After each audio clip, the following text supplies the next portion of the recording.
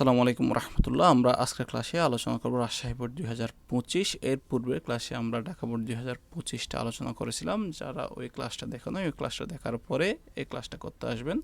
চলো আমরা শুরু করি। প্রথমে এই অঙ্ক করার জন্য আমাদের কি কি করতে বললো সেগুলো একটু দেখে নিই। ক নম্বরে করতে বললো ব্যাংক হিসাবে লেখা হয়নি এরূপ লেনদেনের মোট টাকার পরিমাণ নির্ণয় করো। খ নম্বরে করতে বললো উপরোক্ত তথ্যগুলি হতে একটি ব্যাংক সম্বন্ধে প্রস্তুত করো। আর গ নম্বরে করতে বললো ব্যাংক হিসেবে লিপিবদ্ধ হয়েছে এরূপ লেনদেনের যাবতীয় দাখিলে দেখো। আচ্ছা, আমরা ক নম্বরটাতে কি বলছিল, ব্যাংক হিসাবে লেখা হয়নি, অর্থাৎ ব্যাংক হিসাবে মানে ব্যাংক অ্যাকাউন্টে এখনো লিখেনি এইরূপ লেনদেনের মোট টাকার পরিমাণ, অর্থাৎ ব্যাংকে কোনো লেনদেন হয়নি এইরূপ মোট টাকার পরিমাণ নির্ণয় করতে বললো। আমরা লেনদেনগুলো পরে দেখি একটু উপর থেকে একটু পড়লে দেখা যাচ্ছে 2024 সালে 31 ডিসেম্বর তারিখে শিহাব এন্টারপ্রাইজ নগদ বই ও ব্যাংক বিবরণী গড়মিলের কারণসমূহ নিম্নে বর্ণনা করা হয়েছে। কেন ব্যাংক বিবরণী এবং নগদ বই আমাদের গড়মিল হয়েছে সেই বিষয়টা বলতেছে। এক নম্বরে দেওয়া আছে নগদ বই মোতাবেক ব্যাংক জমার পরিমাণ, এটা তো আমাদের ব্যাংক সমন্বয় বিবরণীর উপরেই লিখতে হবে। আমার নগদ বই অনুযায়ী ছিল, এটা এই বছরের এই মাসের লেনদেন নয় আর কি। এরপর থেকে আমরা শুরু করি। 2 নম্বরটা দেখি, 30,000 টাকার ইস্যুকৃত একটি চেক পরিশোধের জন্য এখনও ব্যাংকে উপস্থাপিত হয়নি। আচ্ছা, এইটা দ্বারা কী বোঝাচ্ছে? 30,000 টাকার ইস্যুকৃত একটি চেক, এটার মানে কি? 30,000 টাকার ইস্যুকৃত চেক মানে হচ্ছে আমার কাছে কোনো ব্যক্তি হয়তো টাকা পাইতো, তাকে আমি ক্যাশ টাকার বিনিময়ে, নগদ টাকার বিনিময়ে তাকে একটা চেক সাইন করে দিয়েছিলাম, সেটাকে বোঝাচ্ছে ইস্যুকৃত। সেই চেকটা সে কী করবে? সে আমার ব্যাংকে গিয়ে সেখান থেকে টাকাটা তুলে নেবে। কিন্তু এখানে বলা হচ্ছে ব্যাংকে উপস্থাপিত হয়নি। উপস্থাপিত হয়নি মানে কি? এখনও ব্যাংকে ওই চেকটি যায় নাই। তাহলে চেকটি যায় নাই মানে আমার ব্যাংকে এখনও কোনো লেনদেন হয়নি, অর্থাৎ আমার অ্যাকাউন্ট থেকে কোনো লেনদেন হয়নি। তাহলে এটা আসবে। আমাদের বলছিল কি ব্যাংক হিসাবে লেখা হয়নি, অর্থাৎ এটা এখনও ব্যাংকে লেখা হয়নি। যখন উপস্থাপিত হবে তখনই কিন্তু এটা লেখা হতো, এখন যখন উপস্থাপিত হয়নি এটা লেখা হয়নি। তাহলে একটা পেয়ে গেলাম আমরা। এরপরটা দেখি ব্যাংক কর্তৃক প্রদত্ত হিসাবের 5,500 টাকা পরিশোধ করা হয়েছে। তাহলে ব্যাংক হিসাব থেকে পরিশোধ করছে মানে কি? ব্যাংক অবশ্যই লিখেছে। 3 নম্বর আসবে না। 4 নম্বরটা দেখো ব্যাংক কর্তৃক লভ্যাংশ আদায়, অর্থাৎ ব্যাংকের মাধ্যমে লভ্যাংশ আদায় করছে, তার মানে ব্যাংকে লেখা হয়েছে, এটা ব্যাংক অ্যাকাউন্টে জমা করে দিছে আমার। এরপর হচ্ছে ব্যাংক কর্তৃক ধার্যকৃত চার্জ 1,000 টাকা, যা নগদ বইতে লিপিবদ্ধ হয়নি। নগদ বইতে লিপিবদ্ধ হয়নি মানে ব্যাংকে লিপিবদ্ধ হয়েছে। এরপরটা দেখো 6 নম্বরটা ব্যাংক কর্তৃক প্রাপ্য হিসাবের 20,000 টাকা সরাসরি আদায়, যা নগদ বইতে লেখা হয়নি। তাহলে ব্যাংক কর্তৃক আদায় করছে, ব্যাংক কর্তৃক আদায় করলে ব্যাংকে অবশ্যই লেখা হয়েছে। আর একটা বিষয় মনে রাখবো, এখানে নগদ বইতে লেখা হয়নি মানে অবশ্যই ব্যাংক বইতে লিখছে। তাহলে লিখলে তো এটা নিব না আমরা, যেটা লিখে নাই সেটা খুঁজতেছি আমরা। এখানে 3 নম্বরটাও লিখছে, 4 নম্বরটাও লিখছে, 5 নম্বরটাও লিখছে, 6 নম্বরটাও লিখছে। দেখো এখানে নগদ বইতে লিপিবদ্ধ করেনি, প্রত্যেকটাতে লিখে আছে। দেখো নগদ বইতে লেখা হয়নি, নগদ বইতে লেখা হয়নি, নগদ বইতে লিখে নাই মানে কি? অবশ্যই ব্যাংকে লিখেছে আর কি। এরপরটা দেখি আমরা 80,000 টাকার, 80,000 টাকার এখানে একটি হবে, এখানে নিকটে যে একটি হবে। 80,000 টাকার একটি চেক আদায়ের জন্য ব্যাংকে জমা দেওয়া হয়েছে, কিন্তু ব্যাংক কর্তৃক এখনও আদায় হয়নি। এটার মানে কি? এটার মানে হচ্ছে এখানে আমি বলতে এখানে শিহাব এন্টারপ্রাইজকে বুঝাচ্ছি। শিহাব এন্টারপ্রাইজ আমি ধরে নিতে বলতেছিলাম। আমি সবসময় বললাম আমরা যখন অঙ্ক করবো আমরা নিজেদের প্রতিষ্ঠানের হিসেবে নিজেরা করতেছি, এটা মনে করতে হবে। 80,000 টাকার একটি চেক আদায়ের জন্য ব্যাংকে জমা দেওয়া হয়েছে, অর্থাৎ আমি মনে করো বা শিহাব এন্টারপ্রাইজ তার ব্যাংকে বলছে এই 80,000 টাকার চেকটি নেন, এটা যে ব্যক্তির চেক সেখান থেকে কেটে আমার অ্যাকাউন্টে জমা করে দেবেন, কিন্তু ব্যাংক কর্তৃক এখনও আদায় হয়নি। তার মানে কি? ব্যাংক ওই চেকটার টাকা এখনও কী করতে পারে নাই? আদায় করতে পারে নাই। তাহলে ব্যাংক যখন আদায় করতে পারবে না তখন কি ব্যাংকে লিখতে পারবে? না, লিখতে পারবে না। তাহলে এটা আসবে। আমরা তো খুঁজছিলাম কোনগুলো ব্যাংক হিসেবে লেখা হয়নি এইরূপ লেনদেন খুঁজছিলাম, তাহলে পেয়ে গেছি তো। এটা লেখা হয়নি, আদায় হয়নি সেটা, আরটা হচ্ছে ব্যাংকে চেকটি উপস্থাপিত হয়নি। এই দুইটা যোগফলেই হচ্ছে আমাদের ক নম্বরের আনসার। দেখো তো আমাদের উত্তরের সাথে মিলছে কিনা। 30,000 টাকা, 80,000 টাকা। এখানে আনসারটা দেওয়া আছে, ক নম্বর কলাম আকারে করে দেখাইছে। এখানে দেখো ইস্যুকৃত চেক ব্যাংকে উপস্থাপিত হয়নি, কত টাকা? 30,000 টাকা। অর্থাৎ চেক আদায়ের জন্য ব্যাংকে জমা দেওয়া হয়েছে কিন্তু আদায় হয়নি 30,000 টাকা। এই বাংলা লেখাগুলো আপনারা প্রশ্ন দেখে দেখে লিখতে পারেন। দেখো ইস্যুকৃত চেক ব্যাংকে উপস্থাপিত হয়নি, এখানে লিখে আছে ইস্যুকৃত চেক ব্যাংকে উপস্থাপিত হয়নি। অথবা তোমরা যেভাবে ইচ্ছা বুঝে দিতে পারলে হবে, অন্তত সারা বুঝে মতো আর কি বাংলা লেখাটা। এরপরটা হচ্ছে এটা নিজেদের মতো করে তোমরা লিখতে পারো। 80,000 টাকার চেক বা চেক এখনও ব্যাংক কর্তৃক আদায় হয়নি আর কি। আদায়ের জন্য চেক ব্যাংক কর্তৃক আদায় হয়নি। এখানে কীভাবে লিখছে দেখো, চেক আদায়ের জন্য ব্যাংকে জমা দেওয়া হয়েছে কিন্তু আদায় হয়নি 80,000 টাকা। দুইটা যোগ করে 1,10,000 টাকা। আমাদের প্রথম আনসারটা হয়ে গেছে। এরপরটা কী করতে বললো আমাদের, উপরোক্ত তথ্যবলী হতে একটি ব্যাংক সমন্বয় বিবরণী প্রস্তুত করা। আচ্ছা, ব্যাংক সমন্বয় প্রস্তুত করার জন্য আমাদের প্রথমে কী করতে হয়, সূত্র টার্গেট করতে হয়। এখন কোন কথা দিয়ে আমাদের অঙ্কটা শুরু হয়েছে সেটা দেখতে হবে। এখানে দেখো কোন কথা দিয়ে শুরু হয়েছে অঙ্কটা, এখানে শুরু হয়েছে কিন্তু এটা দিয়ে, নগদ বই মোতাবেক ব্যাংক জমার পরিমাণ। তাহলে এই কথা দিয়ে শুরু হলে সূত্র কি, আমরা সূত্রটা একটু দেখে আসি। এখানে 4টা সূত্র লিখে দিয়েছিলাম, প্রথম কথার সাথে মিলে গেছে। দেখো প্রথম সূত্রের সাথে আর কি, নগদ বই অনুযায়ী ব্যাংক জমার উদ্বৃত্ত। সূত্র কি, ব্যাংক বেশি থাকলে প্লাস, কম থাকলে মাইনাস। অর্থাৎ ব্যাংক বেশি থাকলে যোগের অংশে লিখব, আর ব্যাংক কমে গেলে বিয়োগের অংশে লিখব। তাহলে কোন কোন লেনদেন তারা ব্যাংক কম বেশি, আর সূত্র টার্গেটের সূত্রটা কি এখানে লিখে রাখতে পারো তোমরা অঙ্ক করার সময়, একেবারে বইয়ের কোণে কাঠ পেন্সিল লিখে রাখতে পারো।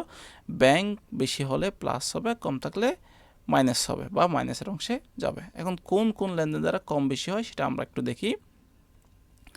প্রথমে যেটা আছে, নগদ বই মোতাবেক ব্যাংক জমার পরিমাণ 1,65,000 টাকা, সেটা কিন্তু ব্যাংক সমন্বয় বিবরণীর একদম উপরে লিখে দেওয়া হয়। আমরা বারবার বলে আসতেছি কথাটা। দেখো উত্তর আমরা দেখি, এখানে উপরে লিখছে শেয়ার এন্টারপ্রাইজের ব্যাংক সমন্বয় বিবরণী 2024 সালের 31 ডিসেম্বর তারিখের জন্য বিবরণ বিস্তারিত টাকা। ওই লেনদেনটা একেবারে উপরে লিখিতে হবে, নগদ বই মোতাবেক ব্যাংক জমার উদ্বৃত্ত, লাস্টের কলামে গিয়ে 1,65,000 টাকা। এখন দেখো একটা যোগ দিছে আর একটা বিয়োগ দিছে। যোগটা আমাদের এই 65,000 সাথে যোগ করতে হবে, যোগের লেনদেনগুলো, আর বিয়োগগুলো বিয়োগ দিয়ে যেটা আসবে সেটাই আনসার। এখন এখানে যোগের অংশে কোন কোনগুলো আসবে সেগুলো বের করব, বিয়োগের অংশ কোন কোনগুলো আসবে সেগুলো বের করব। তাহলে ব্যাংক বেশি থাকলে প্লাস, সূত্র অনুসারে কম থাকলে কি মাইনাসের অংশে যাবে। আমরা প্রথমটা তো লিখে ফেললাম। এখন 2 নম্বর লেনদেনটা, 2 নম্বরটা হচ্ছে 30,000 টাকার ইস্যুকৃত একটি চেক পরিশোধের জন্য এখনও ব্যাংকে উপস্থাপিত হয়নি। তার মানে কি, আমি একটা চেক ইস্যু করে দিয়েছিলাম আমার কাছে যে টাকা পাই তার কাছে। এটা হচ্ছে কার বই, নগদ বইটা হচ্ছে আমার বই, আর এটা হচ্ছে কার বই, ব্যাংকের বই। তাহলে আমার বইয়ে আমি যখন দিছিলাম, আমার বইয়ে আমি অবশ্যই লিখেছিলাম, আমার বইয়ে আমি কী করছিলাম, লিখেছিলাম আমার বই থেকে আমি 30,000 টাকা কমিয়েছিলাম। এই টাকাটা কী করছিল, আমার বই থেকে আমি কী করছিলাম, কমিয়েছিলাম। আমি উপরে একটু 1,65,000 টাকা প্রথমে দিয়ে দিই, এটা দুইটা দিয়ে সেম থাকবে। 1,65,000 ব্যাংক বইও আছে, অর্থাৎ আমার ব্যাংকও আছে, এখন নগদ বইও আছে, সেই হিসাবে ধরে নিব প্রথম লেনদেন অনুসারে। এরপরেরটা কি হলো, 2 তারিখ আমাদের লেনদেনটা।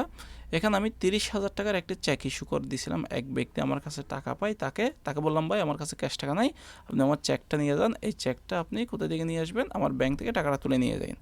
তখন আমার বই, এটা নগদ বইটা আমার বই থেকে আমি 30,000 টাকা কমিয়েছিলাম আর কি। এখন এই চেকটা কি বলতেছে, এই একটি চেক পরিশোধের জন্য এখনও ইস্যুকৃত একটি চেক পরিশোধের জন্য এখনও ব্যাংকে উপস্থাপিত হয়নি। ব্যাংকে উপস্থাপিত হয়নি তার মানে কি, ওই ব্যক্তি ব্যাংকে যায় না, অর্থাৎ ব্যাংক থেকে এখনও সে টাকাটা তুলে নিতে পারে নাই। তার মানে আমার ব্যাংক অ্যাকাউন্টে 1,65,000 টাকা যাই ছিল তাই আছে, নগদ বইতে আমি 30,000 টাকা কমাইছি। তাহলে নগদ বইতে কম মানে কি, ব্যাংকে এখনও বেশি আছে। তাহলে বেশি থাকলে সূত্র অনুসারে কি হয়, প্লাস। তাহলে এটা প্লাসের অংশ বসবে। আমরা সাথে সাথে একটু উত্তরটা মিলে নিই, আমাদের মিলতেছে কিনা যোগের অংশে আর কি। এখানে যোগের অংশে যাবে এটা, দেখো তো দিছে কিনা। যোগের অংশে ইস্যুকৃত চেক পরিশোধের জন্য ব্যাংক উপস্থাপিত হয়েছে এই 30,000 টাকা। আশা করি বুঝতে পেরেছি। এই লেনদেনটা এখানে 2 নাম্বার লেনদেন, 2 দিছে পাশে। এরপরটা আমরা দেখি, ব্যাংক কর্তৃক প্রদেয় হিসেবের 5,500 টাকা পরিশোধ করা হয়েছে যা নগদ বইতে লিখে নিন। নগদ বইতে লিখে নিই মানে ব্যাংকে লিখছে। এখন ব্যাংক কমাইছে নাকি বাড়াইছে একটু দেখি। ব্যাংক কর্তৃক প্রদেয় হিসাবের 5,500 টাকা পরিশোধ করেছে। পরিশোধ মানে কি, টাকা দিয়ে দিছে, আমার কাছে যে পাই তাকে টাকা দিয়ে দিছে। প্রদেয় হিসাব মানে আমার কাছে যে ব্যক্তিরা টাকা পাইতো, এই ধরনের কোনো ব্যক্তিকে 5,500 টাকা ব্যাংক পরিশোধ মানে দিয়ে দিছে। তাহলে পরিশোধ করা মানে কি, ব্যাংক বাড়া নাকি ব্যাংক কমা? অবশ্যই ব্যাংক কমে যাওয়া। কম মানে কি, বিয়োগ। তাহলে দেখো তো এখন বিয়ের অংশে দিচ্ছে কিনা, যোগের অংশে থাকবে না, বিয়োগের অংশে। দেখো ব্যাংক কর্তৃক প্রদেয় হিসেবের পরিশোধ যা নগদ বইতে লেখা হয়নি 5,500 টাকা। এরপরটাতে যাই আমরা, ব্যাংক কর্তৃক লভ্যাংশ আদায় 12,000 টাকা, যা নগদ বইতে লেখা হয়নি। তো নগদ বইতে লিখে না ব্যাংকে লিখছে, এখন ব্যাংক বাড়ছে নাকি কমছে? প্রদেয় এখন লভ্যাংশ আদায় মানে কি? লভ্যাংশ আদায় পরিশোধ করলে যখন কমে গেছে, লভ্যাংশ মানে হচ্ছে আমি কোনো জায়গা থেকে লাভের অংশ পাইছি। এই লাভের অংশটা কার মাধ্যমে আদায় হয়েছে? ব্যাংকের মাধ্যমে। এই ব্যাংক কি করছে? লাভের অংশটা আমার অ্যাকাউন্টে জমা করে দিছে। তাহলে অ্যাকাউন্টে জমা করে দিলে আদায় মানে আদায় করে আমার অ্যাকাউন্টে জমা করে দিছে। লভ্যাংশ আমি পাইছি, যে লাভের অংশ, লাভ আসলে লাভ পেলে আমার বৃদ্ধি পাবে, যে ব্যাংক অ্যাকাউন্ট কী করবো, যে বৃদ্ধি পাবে। যে তাহলে বৃদ্ধি পেলে কী হবে আমাদের? প্লাস। সূত্র অনুসারে ব্যাংক বৃদ্ধি পেলে কী হয়? প্লাস। কারণ এই সূত্র অনুসারে নগদ বই মোতাবেক আমাদের সূত্র কী ছিল? ব্যাংক বেশি থাকলে প্লাস, কম থাকলে মাইনাস। তাহলে এখানে লভ্যাংশ আদায় করছে, আমি কারো কাছ থেকে টাকা পাইতাম বা লাভের অংশ পাইতাম, সেই টাকাটা ব্যাংক আদায় করে আমার অ্যাকাউন্টে জমা করে দিছে। তার মানে আমার ব্যাংক অ্যাকাউন্ট কী হয়েছে? বৃদ্ধি পাইছে। বৃদ্ধি পাইলে কী হয়? যোগ, অর্থাৎ যোগের অংশে যাবে। দেখো তো যোগের অংশে দিচ্ছে কিনা 12,000 টাকা। এই দেখো 12,000 টাকা সে বরাবর লিখছে ব্যাংক কর্তৃক লভ্যাংশ আদায়, কিন্তু নগদ বইতে লেখা হয়নি। এই 4 নাম্বারটা, এখানে 4 মানে হচ্ছে 4 নম্বর লেনদেনের কথাই বলতেছে, এই 4 নম্বর লেনদেন। এরপরটা দেখো ব্যাংক কর্তৃক ধার্যকৃত চার্জ। ধার্যকৃত চার্জ হলে ব্যাংক থেকে টাকা কমে যায়। ধার্যকৃত চার্জ হলে ব্যাংক থেকে টাকা কমে যায়। আমরা এর পূর্বে এই লেনদেনটা পেয়েছি, অর্থাৎ ঢাকা বোর্ডের যে প্রশ্নটা করছি সেটা তো পেয়েছি, আর হচ্ছে চট্টগ্রাম বোর্ড 2025-এ যে প্রশ্নটা করছি সেখানেও এই লেনদেনটা পেয়েছি। ব্যাংক কর্তৃক ধার্যকৃত চার্জ করলে কী হয়? ব্যাংকের অ্যাকাউন্ট থেকে টাকা কমে যায়। তাহলে কম হলে কি? মাইনাস। কম হলে মাইনাস কী অনুসারে? সূত্র অনুসারে। যারা ভিডিওটা দেখতেছো মাঝখান থেকে দেখবেন না, একদম প্রথম থেকে দেখে আসো, তাহলে বুঝতে পারবো, আমাদের বেসিক ক্লাসগুলো করা আসবে আর কি। এখানে তাহলে এটা কী হবে? বিয়োগের অংশে যাবে। দেখো তো বিয়োগের অংশে দিচ্ছে কিনা, এই বিয়োগ। এখানে দেখো ব্যাংক কর্তৃক ধার্যকৃত চার্জ নগদ বইতে লেখা হয়নি কত টাকা? 1,000 টাকা। এরপরটা দেখো ব্যাংক কর্তৃক প্রাপ্য হিসাবের 20,000 টাকা, ব্যাংক কর্তৃক প্রাপ্য হিসাবের 20,000 টাকা সরাসরি আদায়, যা নগদ বইতে লেখা হয়নি। তাহলে আদায় মানে কি? আদায় মানে হচ্ছে আমি কারো কাছ থেকে টাকা পাইতাম, সেই টাকাটা ব্যাংক কর্তৃক আদায় করছে, অর্থাৎ ব্যাংকেই আদায় করছে। প্রাপ্য হিসাব মানে আমি যার কাছে টাকা পাই, সেই টাকাটা কে আদায় করছে? ব্যাংক আদায় করছে। তো ব্যাংক আদায় করে কি আমাকে দিবে না? সে কী করবে? আমার অ্যাকাউন্ট যেটা এসে, আমার ব্যাংক অ্যাকাউন্ট যেটা আছে সেটাতে সে কী করে দিবে? জমা করে দিবে। তো জমার ফলে আমার ব্যাংক অ্যাকাউন্ট বাড়বে নাকি কমবে? অবশ্যই বাড়বে। বাড়লে প্লাস, অর্থাৎ যোগের অংশে যাবে। দেখো তো এখানে যোগের অংশে দিচ্ছি কিনা 20,000 টাকা। ব্যাংক কর্তৃক প্রাপ্য হিসাব আদায়, কিন্তু নগদ বইতে লেখা হয়নি কত টাকা? 20,000 টাকা। এরপরটা আমরা দেখি 80,000 টাকার, এখানে নিকটের জায়গায় একটি বললাম। 80,000 টাকার একটি চেক আদায়ের জন্য ব্যাংকে জমা দেওয়া হয়েছে, কিন্তু ব্যাংক কর্তৃক এখনও আদায় হয়নি। তার মানে কি? এই 80,000 টাকার চেকটি কে দিয়েছিল? অবশ্যই মালিক দিয়েছিল, অর্থাৎ শিহাব এন্টারপ্রাইজে দিয়েছিল। তো যখন সে দিয়েছিল, সে নিজের বইয়ে সে কী করছিল? নিজের বইয়ে তুলেছিল। নিজের বইয়ে কী করছিল? যোগ করছিল। 80,000 চেকটি সে কারো কাছ থেকে পেয়েছে, হয়তো সে তার বইয়ে তুলেছিল। তার বইয়ে তোলার পর সে কী করলো? সে সেটা ব্যাংকে পাঠালো, ব্যাংকে বলতেছে এই টাকাটা কালেকশন করে আমার অ্যাকাউন্টে জমা করে দিও। কিন্তু ব্যাংক কী করছে? ব্যাংক কর্তৃপক্ষ এখনও আদায় হয়নি, অর্থাৎ ব্যাংক কর্তৃপক্ষ এখনও কী করতে পারেনি? আদায় করতে পারেনি।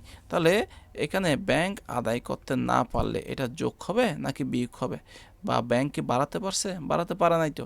আমি বাড়াইছিলাম, ব্যাংক কিন্তু বাড়াতে পারেনি, আদায়ও হয়নি, বাড়াবে কেমনে? তাহলে এটা কি কম আছে নাকি বেশি আছে? অবশ্যই কম আছে, কারণ আমার নগদ বইতে বাড়াইছি, ব্যাংক বাড়াতে পারেনি বা আদায় করতে পারেনি।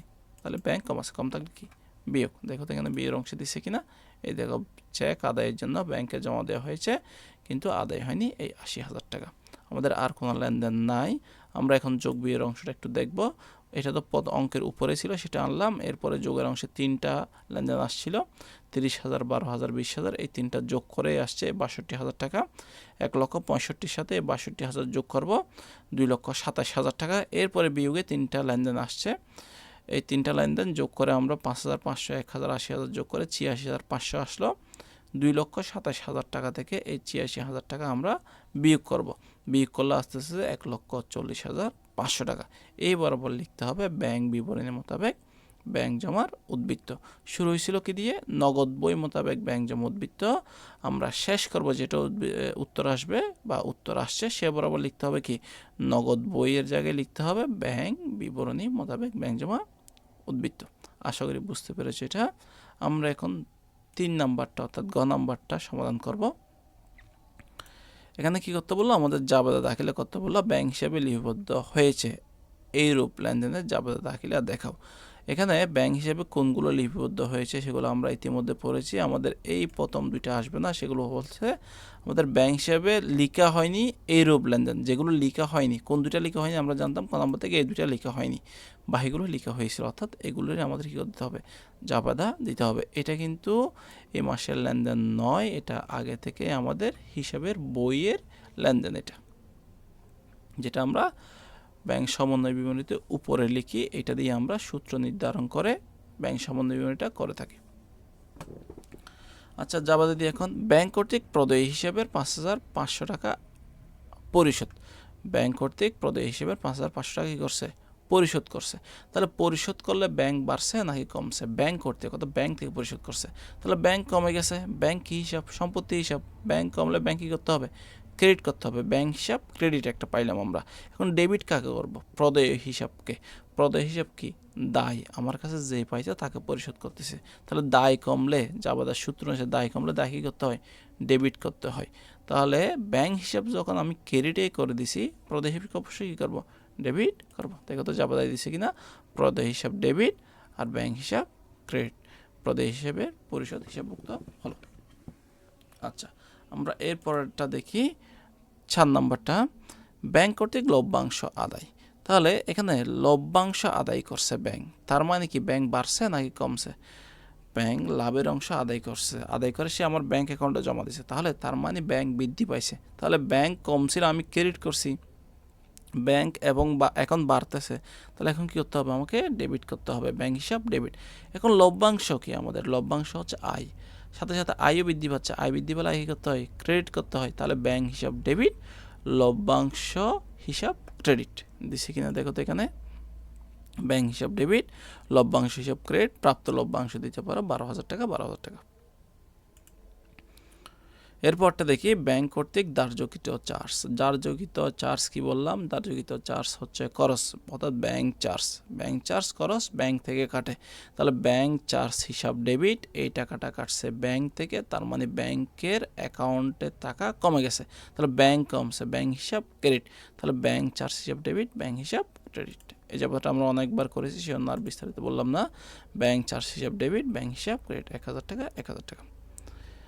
এরপরটা আমরা দেখি ব্যাংক কর্তৃক প্রাপ্য হিসেবের 20,000 টাকা সরাসরি আদায়, যা নগদ বইতে লিখে নিই। ব্যাংকের মাধ্যমে আমি যার কাছ থেকে টাকা পাইতাম, অর্থাৎ প্রাপ্য হিসেব থেকে টাকা পাইতাম, তার টাকাটা আদায় হয়েছে, তাহলে সে কোথায় জমা দিয়েছে, ব্যাংক আদায় করে আমার ব্যাংক অ্যাকাউন্টে জমা দিয়েছে, তাহলে ব্যাংক বৃদ্ধি পাইছে, ব্যাংক হিসাব ডেবিট। এখন প্রাপ্য হিসাবকে, প্রাপ্য হিসাব হচ্ছে আমি যার কাছে টাকা পাইতাম, সে সম্পত্তি ছিল, সে যখন এখন টাকা দিয়ে দিচ্ছে, সে কি হচ্ছে, কমে যাচ্ছে, তাহলে প্রাপ্য হিসাব নামে সম্পত্তি কমতেছে। প্রাপ্য হিসাব সম্পত্তি হলে প্রাপ্য হিসাবকে কী করবো, ক্রেডিট করব, সেটা আদায় করছে ব্যাংক, ব্যাংক নামে সম্পত্তি বৃদ্ধি পাচ্ছে, তাহলে ব্যাংক হিসাবকে ডেবিট করব। কারণ জাবেদার সূত্র অনুসারে সম্পত্তি বৃদ্ধি পেলে ডেবিট করতে হয়, আর সম্পত্তি হ্রাস পেলে ক্রেডিট করতে হয়। তাহলে এখানে ব্যাংক নামে সম্পদ বৃদ্ধি পাইল আর প্রাপ্য হিসাব নামে সম্পত্তি হ্রাস পাইল, সেজন্য ব্যাংক হিসাবকে ডেবিট করছি, প্রাপ্য হিসাবকে ক্রেডিট করছি। এখানে দেখো তো, ব্যাংক হিসাব ডেবিট, প্রাপ্য হিসাব ক্রেডিট, 20,000 টাকা, 20,000 টাকা। আর এখানে যেগুলো আপনাদের বর্ণনা দেওয়া আছে, এগুলো আপনারা নিজেদের মতো একটু সাজিয়ে লিখে দিবেন। ধন্যবাদ সকলকে ভিডিওটি দেখার জন্য। পরবর্তীতে আমরা আরেকটা বোর্ড কোশ্চেন নিয়ে আলোচনা করব।